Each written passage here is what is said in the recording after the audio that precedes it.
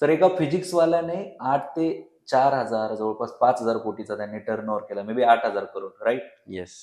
आणि एक फिजिक्सवाला ज्याने फिजिक्स शिकून आज 1000पेक्षा जास्त फ्रँचायझीज विकलाय. माझ्या एका व्हायरल रीलमुळे आयटीच्या मी एक प्रॉडक्ट लॉन्च केला, 350 बुक्स विकले, 350 मल्टिप्लाय बाय 50 रुपीज जरी पकडले तरी एक चांगली अर्निंग झाली. बरोबर. सो आता मला असं म्हणायचंय की तुम्ही 150 फॉलोअर्स पर्यंत गेलात, तुमची अर्निंग कशा पद्धतीने झाली आणि काय काय झाली? हे बघा, पहिली गोष्ट, इंस्टाग्राम पैसे नाही देत. बरोबर.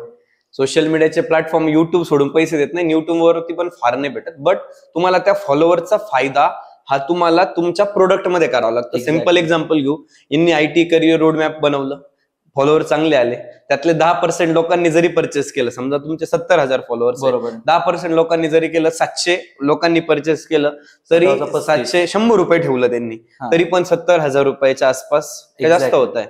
70,000 रुपये, 70,000 रुपये त्यांनी कमवले एका प्रोडक्ट लॉन्च करून. ते 70,000 कमवण्यापेक्षा त्यांच्याकडे 700 लोकांचा डेटा आला, त्यांनी उद्या काहीतरी लॉन्च केलं ज्याची किंमत 1,000 रुपये, ठीक आहे, त्या 700 मधल्या समजा 500 लोकांनी परचेस केलं, 1000 500 5 लाख रुपये कमवणार.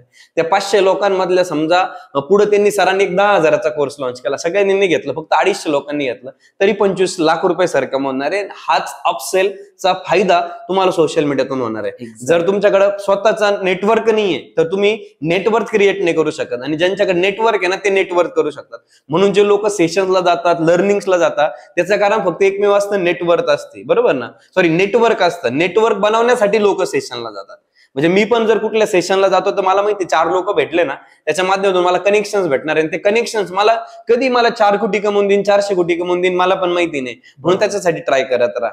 म्हणून सोशल मीडिया पैसे नाही देणार आहे तुम्हाला, बट त्याचा युज तुम्हाला तुमच्या प्रोडक्ट मध्ये करता आला पाहिजे. माझं सांगतो, जर मी मिस्टर वडेवाला ब्रँड बद्दल सांगतो, ज्याला recently world Guinness of India मध्ये हायेस्ट फ्रँचायझी इन 1 इयर त्याचा आम्हाला अवॉर्ड प्लस मेडल पण भेटलेलं आहे, आणि त्यांच्या वेबसाईट वरती पण आमचं मिस्टर वडेवाला गेलेलं आहे. त्याचं रिझन काय माहितीये का सर? जर माझं स्वतःच आय थिंक 80-90 हजार फॉलोअर्स होते, त्या फॉलोअर्स बेसचा फायदा करून मिस्टर वडेवाल्याच्या एका वर्षात आम्ही 300 पेक्षा जास्त फ्रँचायझी आम्ही सेल केलेल्या आहे. आणि आमची फ्रँचायझी फी असं नाही काही माहिती नाही, प्रत्येकाला माहिती, तुम्ही सहज कॅल्क्युलेशन करा, 300 इंटू आमची फ्रँचायझी, तेवढं आम्ही कमावलेली.